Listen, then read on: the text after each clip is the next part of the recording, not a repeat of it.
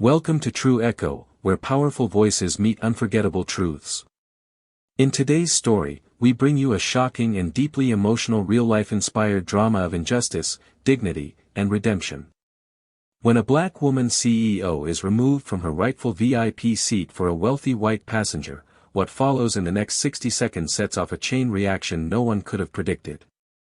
Stay with us, because the truth always echoes louder than prejudice. A soft hum of first-class luxury filled the cabin of Sky Elite Flight SE308 as Alicia Bennett settled gracefully into Seat 2A. The leather felt cool against her tailored navy blue suit, the hum of the engines below barely registering as she powered on her laptop. For Alicia, this wasn't just another business flight, it was a moment of calm before a major corporate negotiation. She was the CEO of FutureSoft, a rising tech conglomerate valued at over $1 billion, and every detail of her travel was curated to precision. But that sense of precision began to unravel the moment Jessica Monroe, the flight's chief attendant, approached with an unearned smile stretched across her face. "Excuse me, Miss Bennett," she said, her voice sweet but with something sour behind it. "There's been a slight error. We need you to move so we can seat one of our regular VIP guests." Alicia blinked, confused. "There must be a mistake," she said, voice calm and polite. "This is my seat. Booked well in advance. I have my platinum card if you need to verify." Jessica glanced at the sleek black card Alicia offered and gave a tight nod, but then, as if the information had somehow made things worse, her polite smile hardened. "Yes, I see that. But you see, this seat is typically reserved for Ms. Nicole Whitfield, one of our most frequent flyers. We always make room for her in 2A.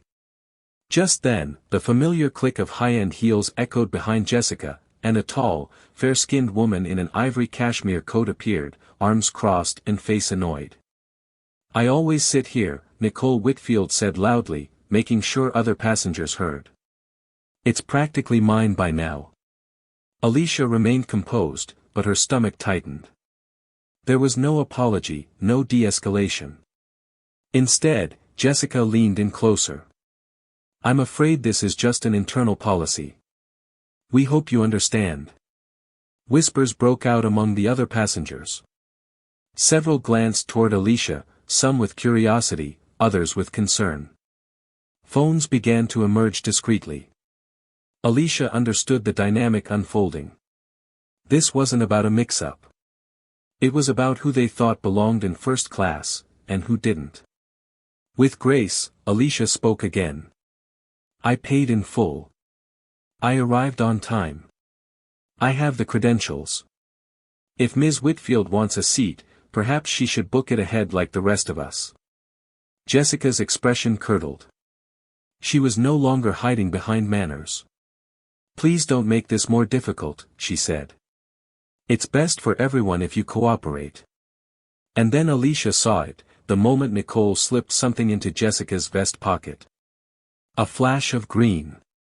A discreet bribe, caught on the edges of phone screens now recording steadily. The air in the cabin turned electric.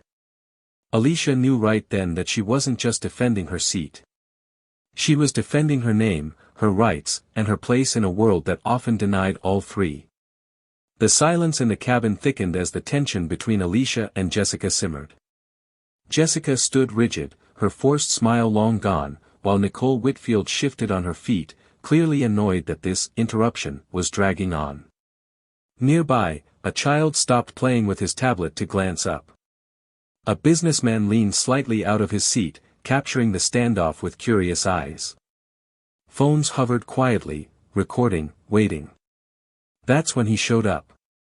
Ethan Maxwell, the cabin manager of Sky Elite Flight SE308, descended the aisle with a clipped gait and a face carved from authority. He looked down at Alicia as if inspecting a misplaced item in his carefully ordered world. "Ma'am," he said curtly, "I've been told you're refusing to move. That's a direct disruption to our boarding process." Alicia didn't flinch. "I'm sitting in the seat I booked, paid for, and confirmed as a platinum member. If that's a disruption, I suggest you review your internal processes." His jaw tightened. He wasn't used to being challenged, especially not by someone who, to him, didn't fit the profile of a first-class power player. His voice dropped. "Let me be clear. If you don't move voluntarily, we'll proceed with alternate methods. This is your last chance." Before Alicia could respond, Nicole interrupted, speaking loudly enough for everyone to hear. "Are we seriously still talking about this? I always sit here. This woman is just being difficult." Gasps and side-eye glances traveled through the cabin. Alicia slowly turned toward Nicole, her calm demeanor unshaken. "What I'm being," she said clearly, "is disrespected." And that's when it happened. Nicole leaned in toward Jessica, who still lingered awkwardly beside Ethan, and with practiced ease, slid a folded wad of cash into the flight attendant's vest pocket. "Handle this," she whispered. The gesture was quick, but not invisible. Several passengers caught it, phones already raised, lenses already zoomed. One passenger even audibly said, "Did she just bribe her?" Jessica's eyes darted. Her face flushed. But it was done. She turned quickly to Ethan and gave a subtle nod, silently pushing him to act. Ethan stepped forward, close enough now that Alicia could see the anger twitching at the corners of his eyes. "Ms. Bennett," he hissed, "either you move, or you'll be removed." That was the moment Alicia realized she wasn't simply dealing with rude staff. She was confronting an entrenched system, of preference, prejudice, and profit. These weren't just rogue employees. This was how they operated. And they were so comfortable with it, so sure they'd never be held accountable, that they didn't even try to hide it. "I won't be moving," Alicia replied, voice like polished glass. "But you're free to continue digging your own grave." A beat passed. Ethan turned sharply and whispered into his headset. Moments later, the cockpit door opened with a soft hiss, and a tall, uniformed figure stepped into view. Captain Mark Reynolds. His face was composed, confident, until he saw Alicia. There was a pause, a moment when recognition danced in his eyes but quickly vanished behind a wall of cold protocol. "Ms. Bennett," he said flatly, "I've been informed you're refusing to comply. That's grounds for removal." Alicia lifted her chin. "Captain Reynolds, I have not broken a single rule. I am sitting in the seat I lawfully purchased. If that is cause for removal, then so be it, but make sure you understand the consequences of your actions." The captain didn't even blink. "You have 60 seconds. If you're still in that seat, security will be called." The threat was outrageous, but it landed. The air grew cold. Alicia stared back at him, 1,000 thoughts racing, but none louder than the single truth rising in her chest. They had no idea who they were dealing with. As Captain Reynolds walked off, the cabin buzzed with discomfort. Jessica shifted from foot to foot, unsure of what to do with the cash still pressing against her vest pocket. Ethan glanced at Nicole, who wore a smug, satisfied grin. Everything, they thought, was under control. But they didn't know that Alicia Bennett was the CEO of FutureSoft, a tech powerhouse whose recent $60 million digital security deal with Sky Elite had been signed, sealed, and scheduled to be unveiled in less than 72 hours. And now, that deal was hanging by a thread. Alicia sat tall in her seat, perfectly still, her fingers loosely clasped over her lap. Despite the boiling injustice rising inside her, her expression was composed. Controlled. But behind that calm exterior, something else was at work, a silent but undeniable shift. She wasn't just reacting anymore. She was calculating. Outside the window, the last bags were being loaded onto the plane. Inside, the seconds ticked by. Exactly 60 seconds later, the unmistakable sound of heavy boots echoed from the front of the cabin. 2 uniformed airport security officers boarded the plane, their expressions unreadable, professional, but not entirely indifferent. Passengers fell silent, dozens of them still recording. Jessica stepped back quickly. Ethan moved to the side, arms folded in smug expectation. Nicole remained seated behind them now, her hand delicately stirring a glass of champagne, gaze fixed smugly on the aisle ahead. The lead officer approached Alicia.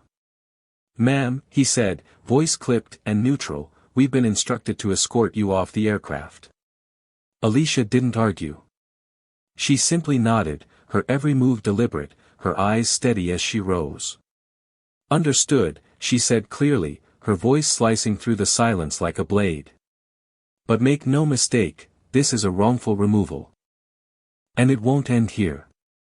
She picked up her briefcase and slowly walked down the aisle, flanked by the officers. As she passed Jessica, Alicia gave her one piercing glance. Jessica looked down. Ethan didn't. He just smirked. Nicole raised her champagne glass in a silent, victorious toast. But the toast was premature. Because in row 4B, tucked against the window, a young woman named Samantha Brooks had just finished uploading her video to Twitter. With the caption, "Black CEO forced off Sky Elite first class for a white woman's bribe. You won't believe what I saw. #Justice for Alicia." The video was crystal clear.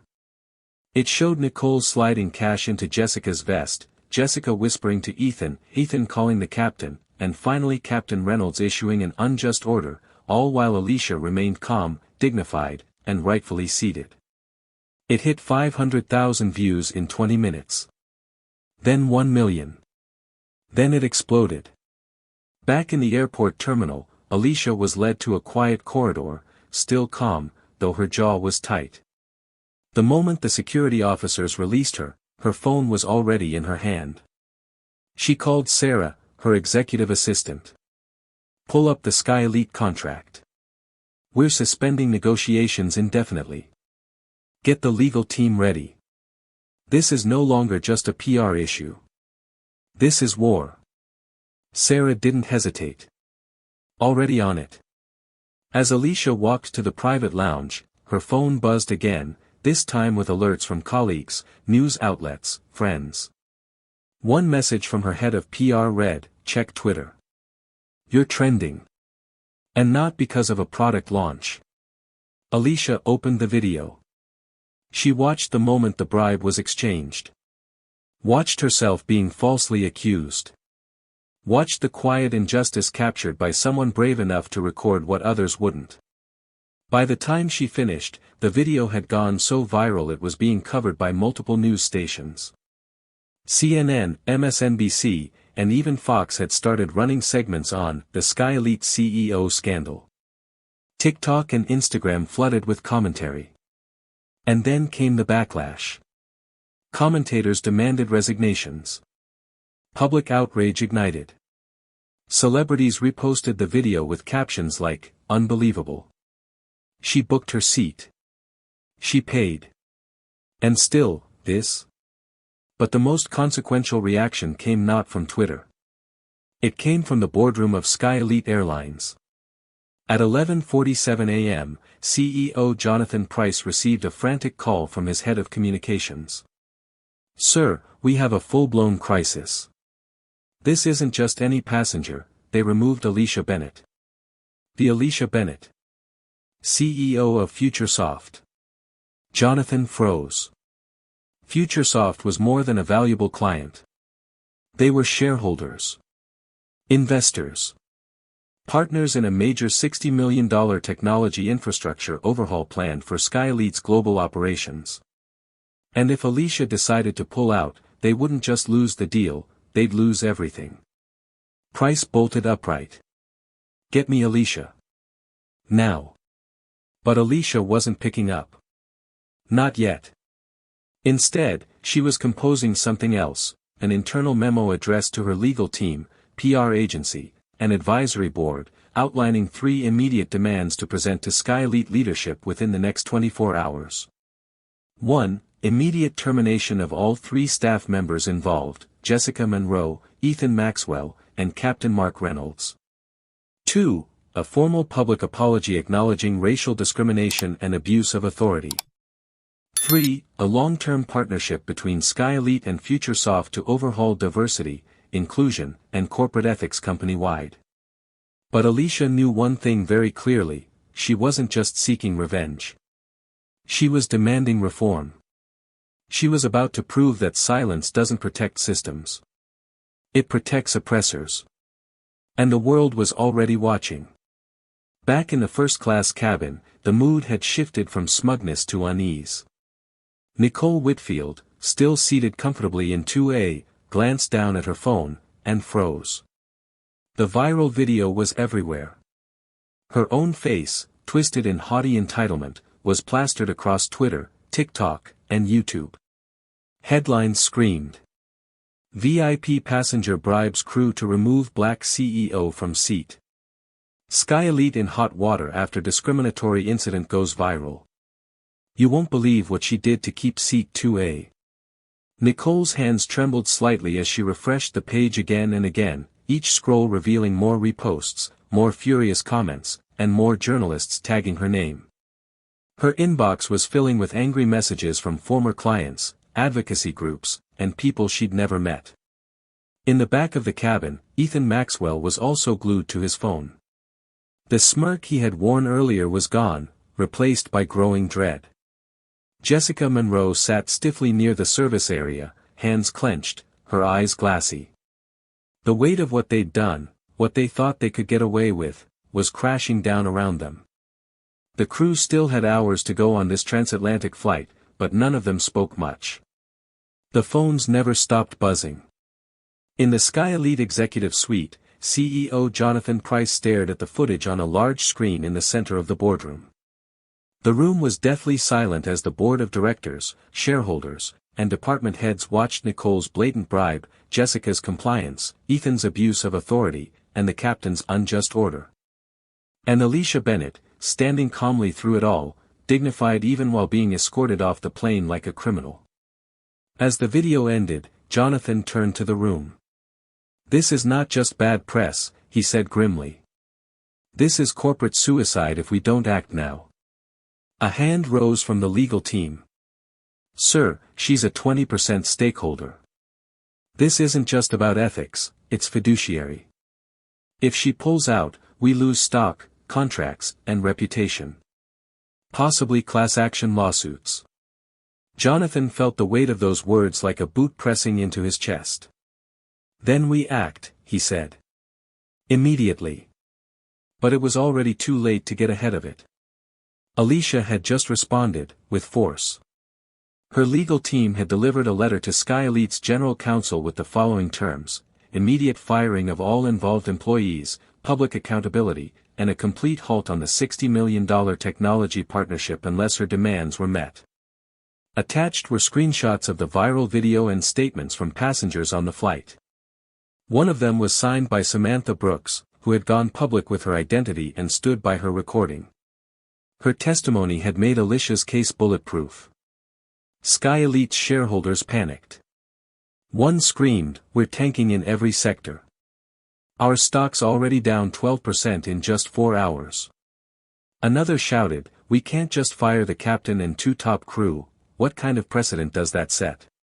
Jonathan slammed his fist on the table. "You're worried about precedent? I'm worried about us surviving tomorrow." He had made his decision. Get Jessica Monroe, Ethan Maxwell, and Captain Reynolds into HR. Now. In the HR boardroom, Jessica sat on the edge of her seat, her face pale and hands trembling. Ethan was still fuming, pacing the room. Captain Reynolds stood with his arms crossed, stoic but visibly shaken. Linda Harris, head of human resources, sat silently at the head of the long table. A large screen behind her began playing the video, again. Jessica flinched when her hand reached out to accept Nicole's cash. Ethan turned away as his smug expression filled the screen. Captain Reynolds' voice, cold and commanding, echoed in the room. "You're causing a disturbance. Leave the seat immediately or security will be called." When the video ended, Linda closed her laptop. "No denials. No excuses," she said firmly. "Each of you grossly violated Sky Elite's code of ethics and endangered this airline's future." Ethan opened his mouth to protest, but Linda raised her hand sharply. This is not a conversation. The decision is final. You are all terminated effective immediately. Your clearances are revoked. You will be escorted from the premises. Jessica began to cry. Please. I wasn't trying to be cruel. I was just under pressure. Nicole flies all the time, she tips so well. Ethan muttered something under his breath, jaw tight. We were doing what we thought was best for the airline. Captain Reynolds said nothing. He just bowed his head. Security arrived moments later. As the three were escorted out, a stunned hush fell over the offices. Some stared. Others whispered. A few quietly filmed as the three former employees walked past, the same humiliation they had inflicted on Alicia now bearing down on them tenfold. Back in her office, Alicia Bennett watched a live update from a financial news site.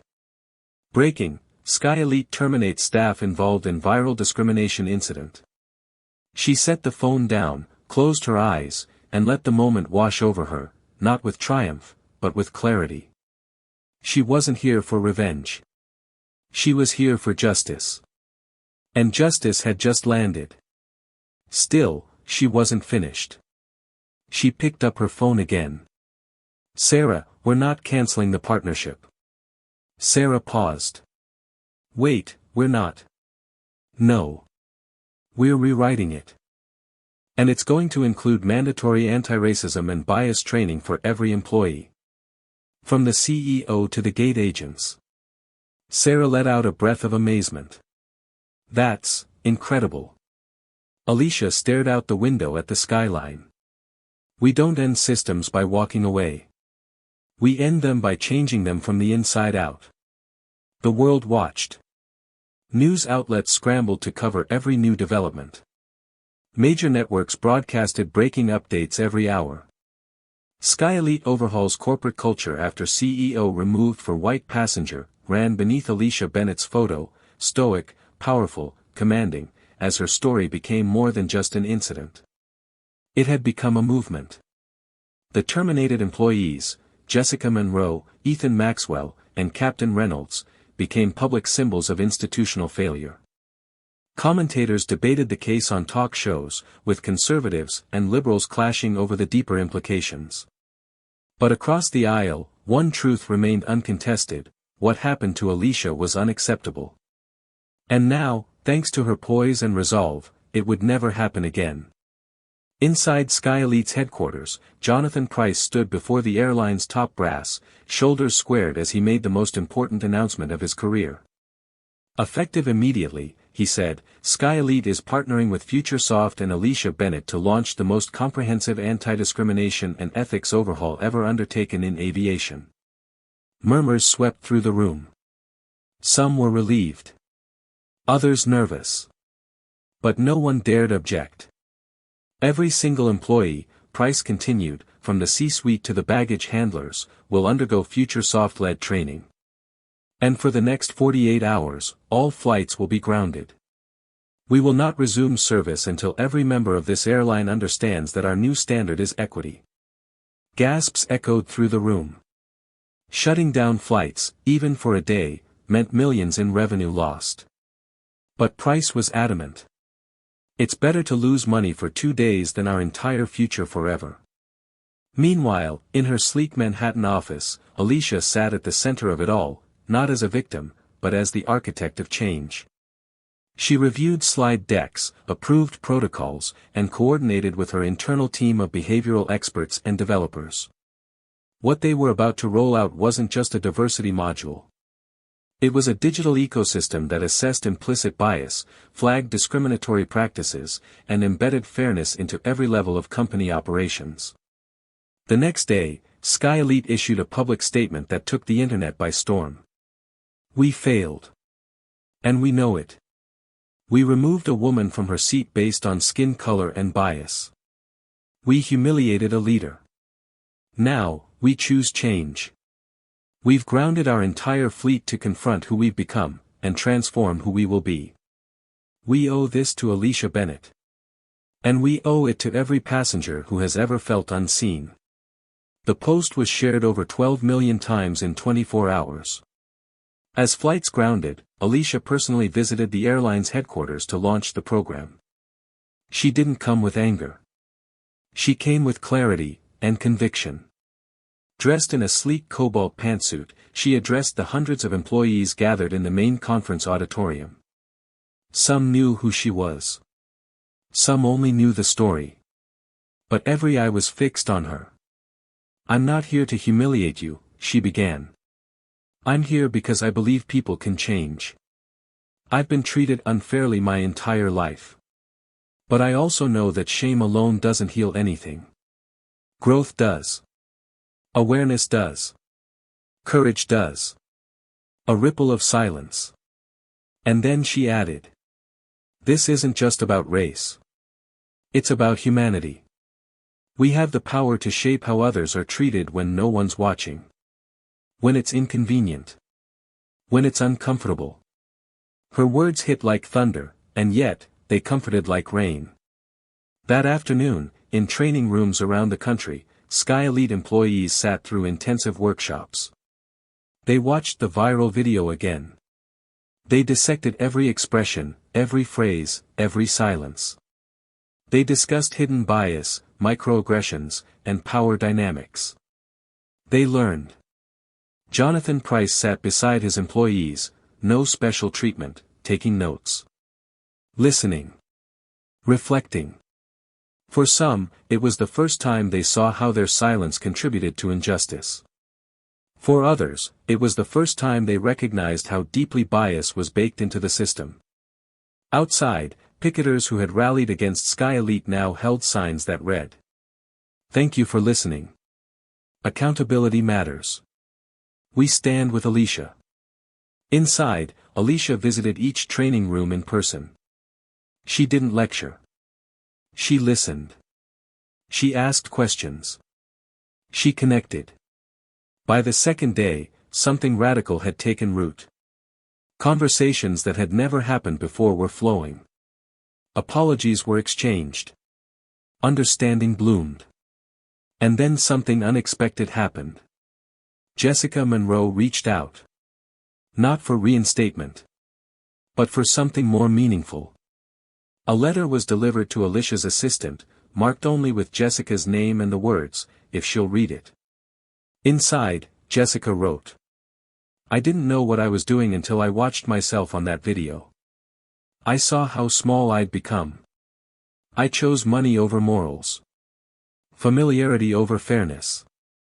I failed you. I know an apology doesn't erase what happened. But I'm willing to do the work, if you'll allow it." Alicia folded the letter quietly, eyes softening. She turned to Sarah. "Let's create a program. For people like her. Like a rehabilitation." "No," Alicia said. "A second chance." 3 weeks later, the Second Chance program quietly launched under FutureSoft's leadership.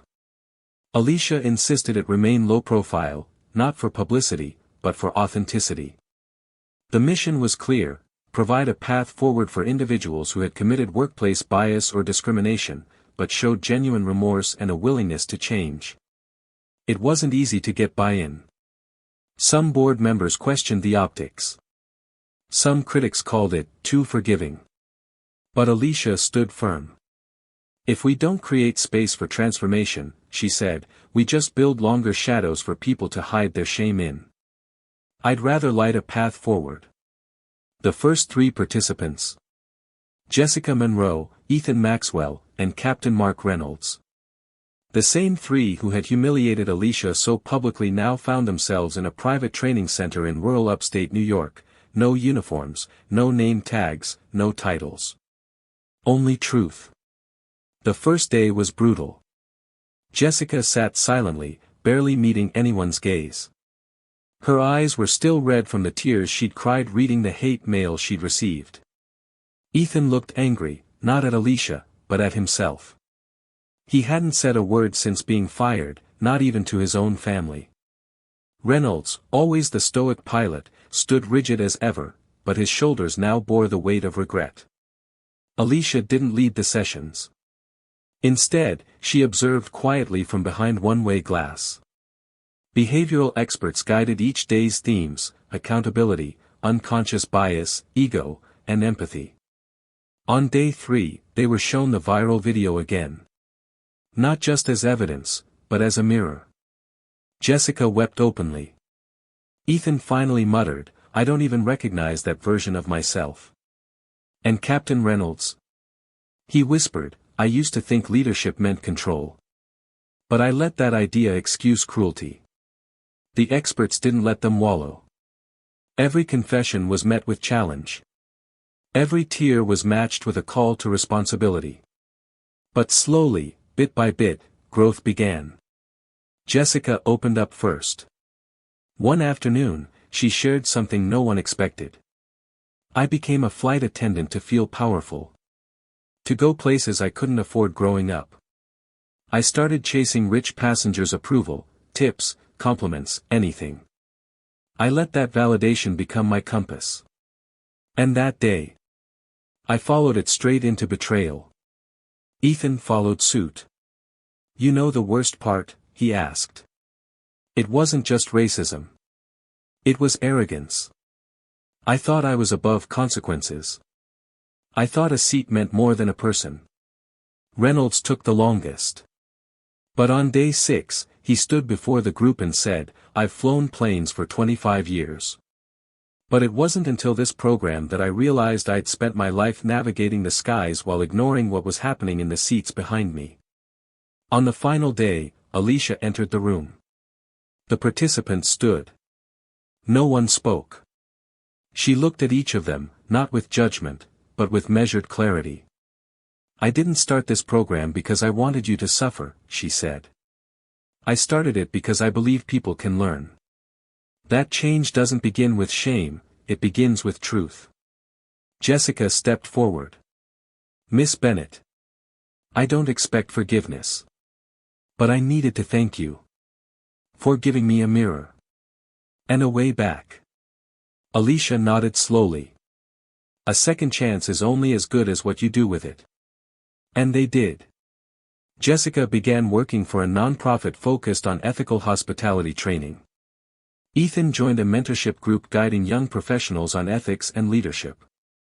And Reynolds, who once barked orders from the cockpit, now spoke at seminars on humility in command. Each of them rebuilt their lives. Not perfectly, but purposefully. As for Nicole Whitfield, her fall had been harsher. The finance firm where she once reigned suspended her. Her membership at 2 elite country clubs was revoked. Her name was synonymous with privilege gone wrong.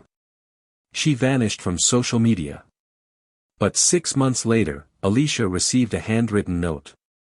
"I don't deserve your time. But I need you to know. You exposed more than me. You exposed a lie I'd told myself for years, that money makes you better than people.